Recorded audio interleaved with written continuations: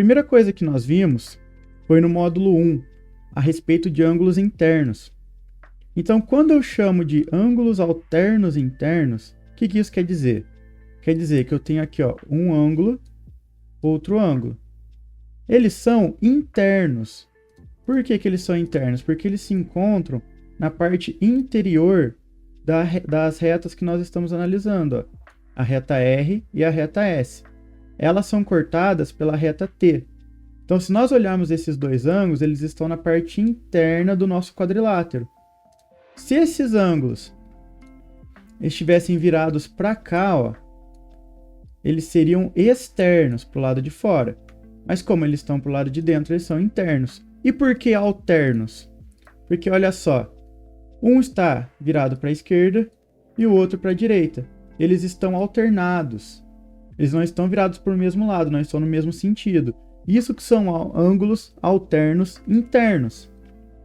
Quando eu tenho essa situação de ângulos alternos, um é o oposto do outro. É como se esse ângulo aqui ele estivesse projetado aqui, e esse aqui estivesse projetado aqui. Esses dois exercícios nós fizemos na apostila. Só que eu vou refazer com vocês para a gente reforçar essa ideia. Olha aqui, eu quero saber quanto que vale x e quanto que vale y. E a única informação que eu tenho é que esse ângulo externo aqui, ele vale 45 graus. Então, se esse ângulo aqui vale 45 graus, aqui nós temos um ângulo x que vai valer também 45 graus. Porque, nós temos aqui o vértice e o vértice. Dois vértices. Então, se esse ângulo aqui é 45, esse aqui automaticamente vai ser 45 também. Então, esse ângulo x, nós vamos ter que ele vale 45 graus. E o ângulo y? O ângulo y, ele vai ser suplementar ao ângulo x.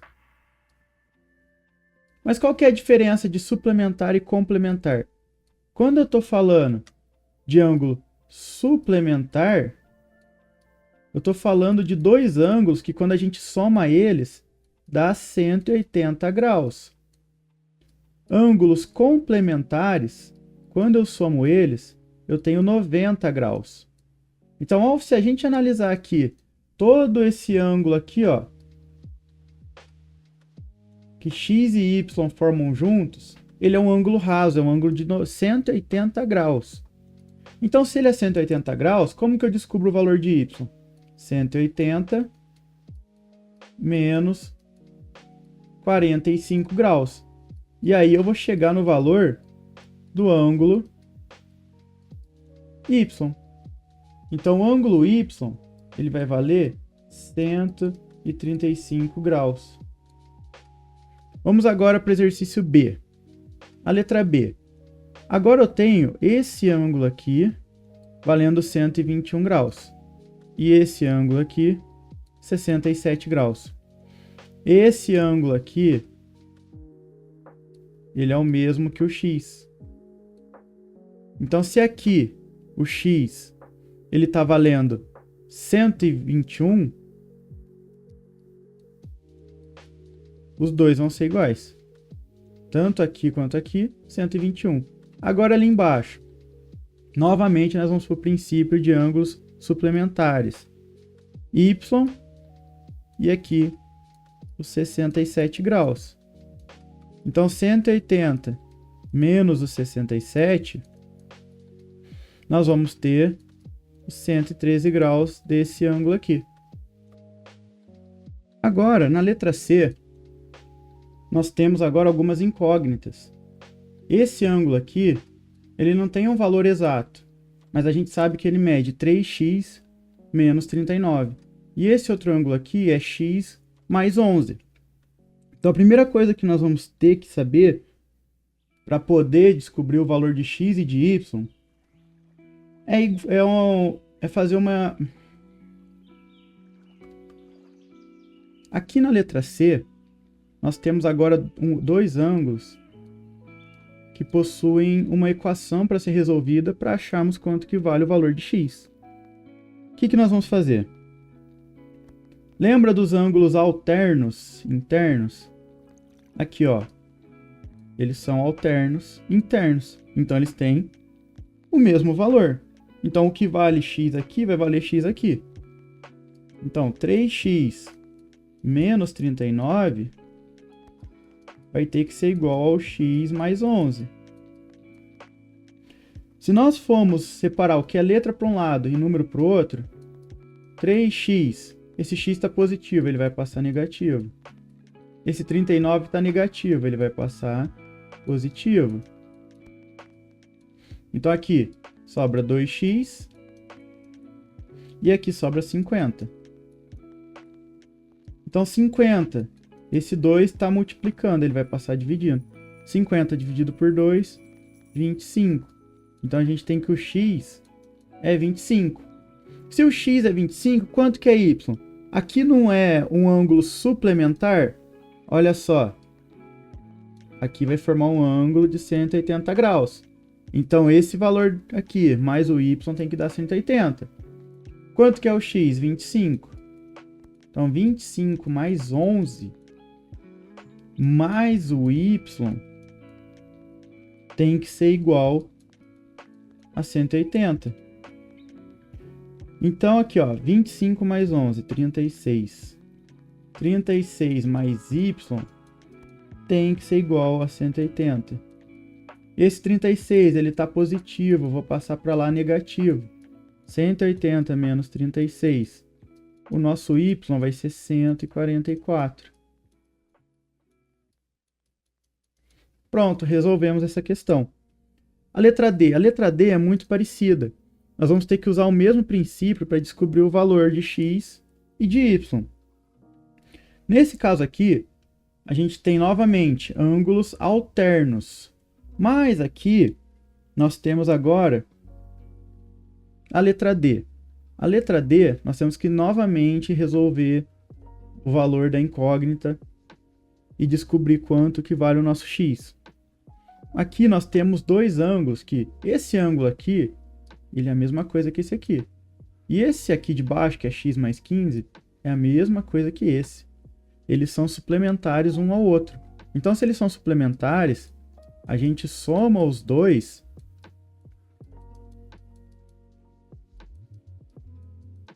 e temos que achar 180 graus. 2x mais x, 3x. 150 menos 15, 135. Tudo isso igual a 180. Então, o 3x vai ser igual a esse 180, esse 135, perdão. Está negativo, vai passar positivo. 315. Esse 3, ele está multiplicando, ele vai passar dividindo. 315 dividido por 3, 105 graus. Achamos o nosso x. Se o x é 105 graus, quanto que vai ser o y? A gente tem, então, esses dois ângulos aqui agora. Esse e esse. Os dois, eles são opostos pelo vértice. Então, tem o vértice aqui, um está do lado, o outro está do outro. Quando a gente encontra essa situação, que tem dois ângulos no mesmo vértice, que um está do lado oposto do outro, eles são iguais. Então, o y ele vai ser igual ao x, que é 105, mais 15. Aqui, ó, a equação, ó. Só substituir o valor de x por 105. Então, o y é igual a 105 mais 15. Então, o y é 120 graus. Fechamos essa parte. O segundo assunto que a gente viu é ângulos internos de um trapézio. Um trapézio, ele vai ter duas bases. Este lado e este lado. O que define a base de um trapézio? As bases de um trapézio são os dois únicos lados que são paralelos. Olha só, esse lado AB e o lado CD, eles não são paralelos, porque se a gente continuar prolongando os dois lados, vai chegar uma hora que as duas retas vão se cruzar. Diferente aqui, ó, do AD e do BC, que essas duas retas podem se prolongar ao infinito, que elas nunca vão se encontrar, porque elas são paralelas. Então, definimos a base de um trapézio sendo as duas retas paralelas dele. Aqui, uma coisa que confundiu bastante na aula foi essa letra B. Eu até deixei aqui para vocês. A altura de um trapézio é a distância entre suas bases. Usando régua, determine a altura desse trapézio. O que estava acontecendo nas aulas? Muita gente estava medindo a distância do ponto A até o ponto B, como sendo a altura. A altura a gente vai usar o H para simbolizar ela, tá bom? Quando, na verdade, para a gente medir a altura de um trapézio, a gente deve medir, paralela. A gente deve medir, de uma base até a outra, 90 graus. Então a altura é medida aqui, não aqui, tá? Aqui tá errado. A altura é medida assim. Ângulos internos de um paralelogramo. Aqui, a gente tem um exemplo de dois paralelogramos. Um aqui, ele está só simbolizando aonde fica todos os ângulos dele. Então ele tem 4 ângulos e nós vamos descobrir agora as medidas dele. Determine as medidas dos ângulos B, E e L. O ângulo O a gente já tem, que é 55 graus. Se o ângulo O é 55 graus, o oposto dele vai ser 55 graus. Esse ângulo aqui, de cima, ele vai ser suplementar ao ângulo de 55 graus, ao ângulo O. Então, se a gente seguir essa lógica, o que nós vamos encontrar?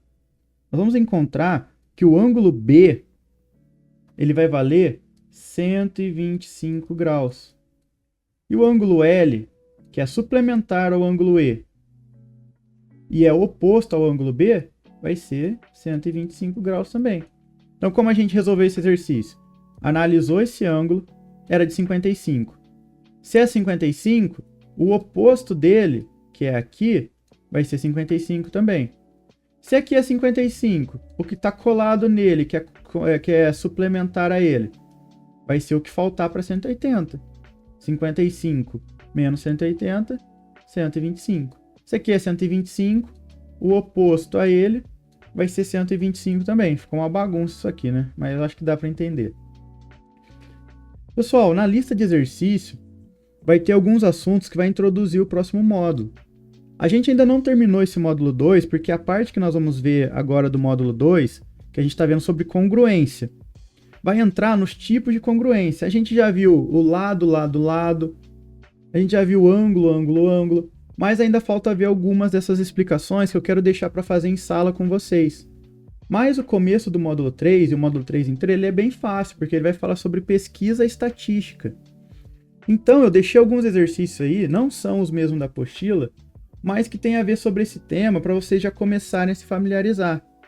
Então, a primeira coisa que a gente vai ter que retomar para fazer esses exercícios é saber as etapas de uma pesquisa. Então, em uma pesquisa, a primeira coisa que a gente faz é definir o tema dela. Sobre o que vai ser essa pesquisa? Qual é o foco? Qual é o assunto que a gente vai abordar? A gente vai falar sobre a população da cidade. Tá bom. E depois disso? Definição da população e amostra. Quem vai participar da pesquisa? É adulto? É criança? É homem? É mulher?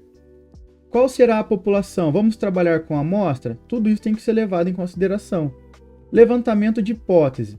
Quais hipóteses levantamos sobre esses temas? Quais resultados pensamos que a pesquisa vai revelar? Então a gente já tem que ter um objetivo, já tem que ter um norte de onde a gente quer chegar com essa pesquisa. Depois a gente vai coletar os dados. Então quais instrumentos a gente vai utilizar? Um questionário online, uma plataforma virtual, vamos entrevistar as pessoas, vamos pesquisar esses dados. Como que a gente vai coletar esses dados? Depois que você escolheu um tema, escolheu quem vai participar, qual que é o público-alvo, levantou as hipóteses, a gente quer atingir tal objetivo, a gente vai coletar os dados dessa seguinte forma, agora você organiza os dados. Então, a gente, após organizar eles, é muito interessante colocar em tabelas, em gráficos, assim como a gente vai ver bastante nesse módulo. E depois aprender e saber como interpretar e divulgar esses dados. As questões que vocês têm aí com vocês, elas são bem simples em relação a isso. Parecem quase questões de uma matéria de geografia.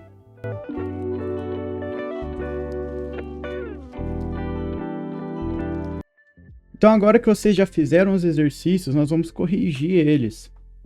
As primeiras questões, as 3 primeiras, está falando sobre o módulo 3, pesquisa estatística. A número 1, qual é a primeira etapa de uma pesquisa estatística? Coleta de dados, a primeira coisa que a gente vai fazer é coletar os dados. Letra B, definição da população e amostra. Letra C, definição do tema da pesquisa. Letra D, levantamento de hipótese. Letra E, organização dos dados. Então, como que a gente vai organizar isso aqui? A primeira coisa que a gente tem que fazer é definir o tema da nossa pesquisa. Como que a gente vai coletar dados e fazer todas as outras partes se a gente não souber o tema da pesquisa? O que eu vou pesquisar? Que dados que eu vou coletar? O que eu vou ter como... que população que vai ser definida? Tudo isso eu só vou conseguir saber se primeiro eu definir o tema da minha pesquisa. A número 2. Em uma pesquisa estatística, o que representa a população? Então, o que é essa população? Nós vamos ver que temos algumas alternativas. E a letra A é o grupo de pessoas que realiza a pesquisa? Não. A letra B, o conjunto total de elementos sobre o qual a pesquisa se concentra? Letra C, uma pequena parte representativa do grupo estudado? Letra D, os indivíduos que respondem ao questionário? Ou letra E, o local onde a pesquisa é realizada?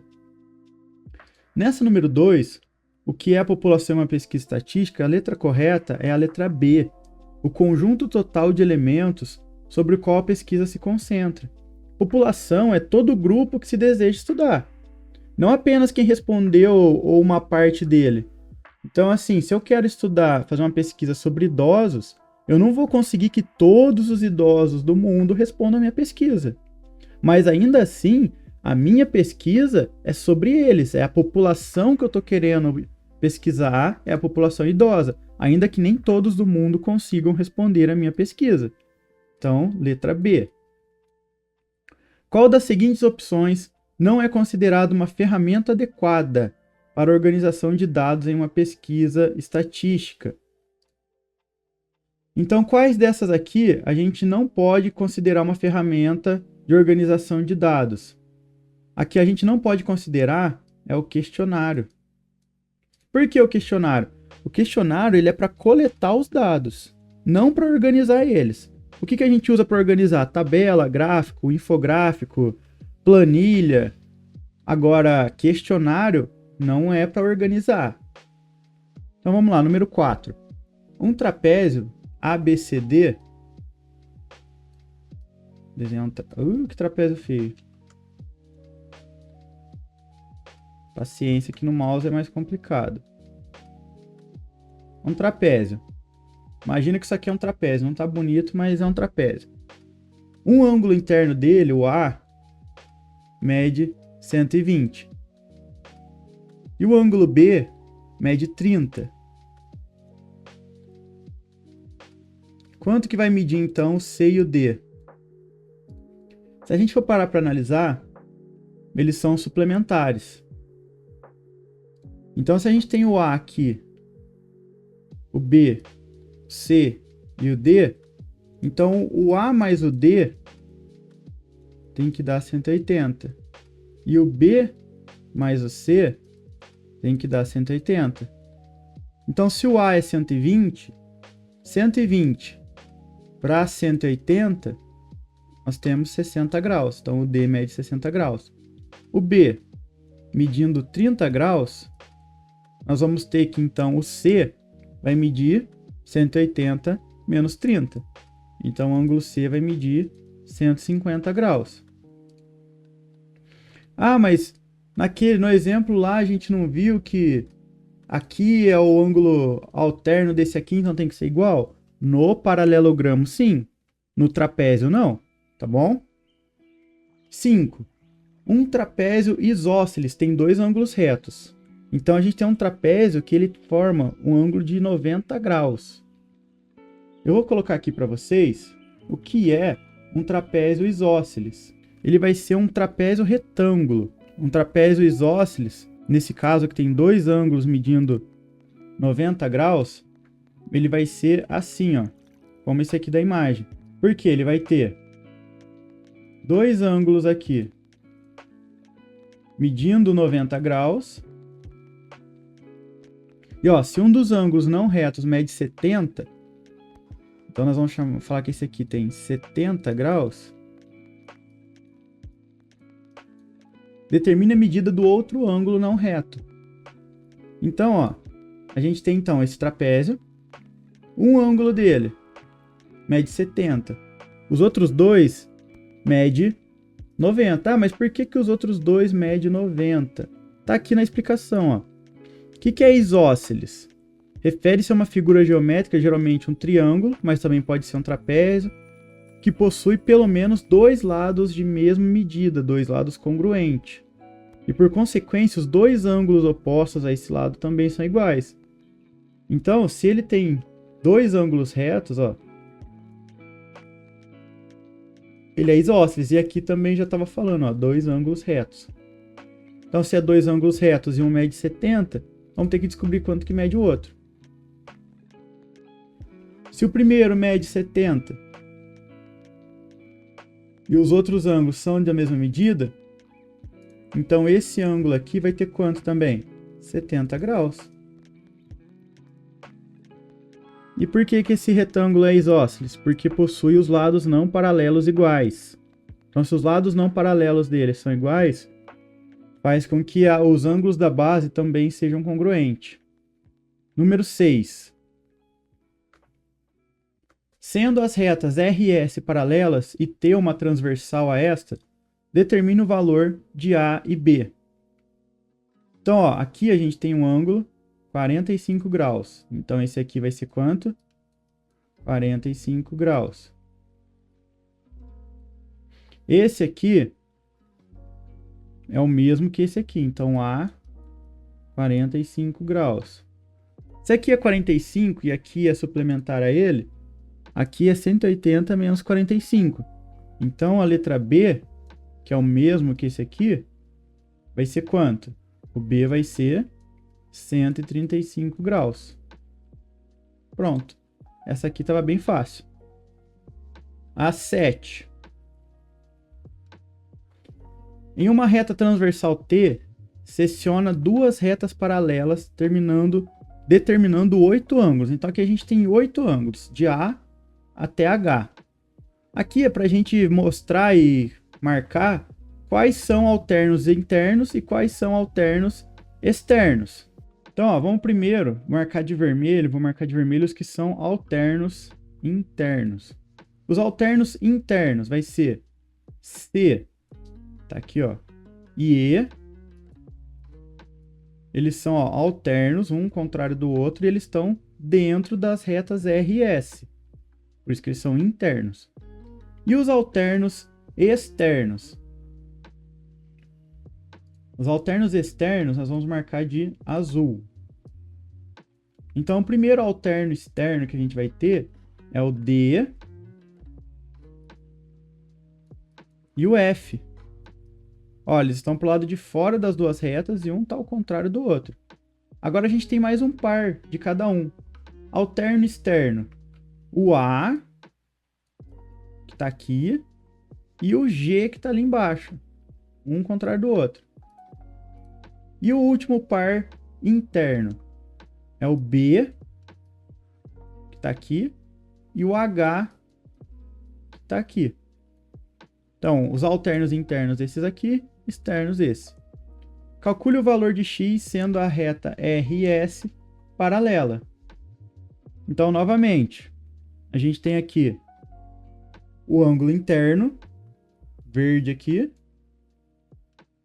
E qual que é o alterno dele? É o x. Então, eles valem a mesma coisa. Então, se aqui é 50, o outro vai ser o que faltar para chegar no 50. Então, quanto que falta para chegar no 50? No 180, perdão. Vai ser 180 menos 50. Então aqui vai valer 130 graus. Se aqui vale 130, o x vai valer quanto? O x vai valer 130 também. Então o x é 130 graus. Determine o valor do ângulo x em graus. Então agora a gente tem esse outro ângulo que vai nos definir e nos ajudar a entender aonde está o nosso x. Então a gente tem que 37 mais o x vai ter que dar o 180. Porque ó, o x ele é o alterno desse aqui. Ó. Então aqui é como se fosse esse x. Então o x mais o 37 vai formar o ângulo reto que a gente precisa, de 180 graus. Então o nosso x vai ser 180 menos 37, que vai ser 143 graus. Qual é a soma das medidas dos ângulos internos de qualquer quadrilátero? Aqui a gente está falando de qualquer quadrilátero. Então, um quadrilátero, um quadrado, todas as medidas dos ângulos dele tem que dar um valor. Se a gente corta um quadrado aqui no meio, não forma dois triângulos? E quanto que é os ângulos internos de um triângulo? 180. Então aqui eu tenho 180 e do outro lado eu tenho 180. Então os ângulos internos de um quadrilátero vai ser 360 graus. Em um paralelogramo, a medida de um ângulo interno é 70 graus. Qual é a medida do ângulo adjacente? Adjacente é o que está colado nele, é o que está do lado. Se um ângulo é 70 graus, o que está colado nele vai ser suplementar a ele. Vai ser o que está juntinho ali, igual a gente já viu. Então vai ser 110 graus. Por quê? Se é 70 graus, então, ó, vamos imaginar aqui a situação assim. É esse ângulo aqui que mede 70. O suplementar a ele, o adjacente a ele, é esse aqui. Os dois juntos tem que dar 180. Então, 70 para chegar no 180, 110. Em um trapézio, a medida de um dos ângulos de base maior é 135 graus. Qual que é a medida do ângulo adjacente a ele? Então a gente tem que a base maior é 135. E se a gente somar os ângulos que estão um do lado do outro, esse 135 mais o outro ângulo tem que dar 180. Então o 180 menos o 135, nós vamos ter um ângulo de 45 graus. A número 13. Em um losango, um dos ângulos internos mede 60 graus. Quais são as medidas dos outros ângulos internos? Quando a gente fala de um losango, ele é a mesma figura que um quadrado. Só que a diferença é que o quadrado, todos os ângulos internos medem 90 graus. O losango, por mais que é tudo igual também, só que a medida dos ângulos dele não vai medir 180, não vai medir 90 certinho. Então, se um é 60, os outros três vão ser 60 também. O quadrilátero galo é formado pela união de dois triângulos equiláteros. Quais são as medidas internas desse quadrilátero? Então, a cada ângulo interno do triângulo equilátero vai medir 60 graus. Então, se a gente juntar dois, vai ser 120. Então, a gente vai ter 60, dois ângulos de 60 e dois ângulos de 120. Então, a resposta, letra C. E foi isso a nossa explicação. Corrijam, deixem tudo corrigido. Não esqueçam de colocar a resolução também, não só de marcar o X, porque amanhã, na hora de dar o visto, na hora de contar essa atividade, só vai valer se tiver as contas, as equações nos que foram necessários. Se tiver na folha, vai valer. Se não tiver, não vai valer, tá bom?